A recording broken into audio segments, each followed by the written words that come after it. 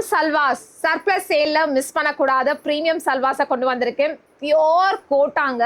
Pure கோட்டால full and full embroidery with sequins work. அழகான cut ஒர்க்ல 4 டிஃப்ரெண்ட் கலர்ஸ்.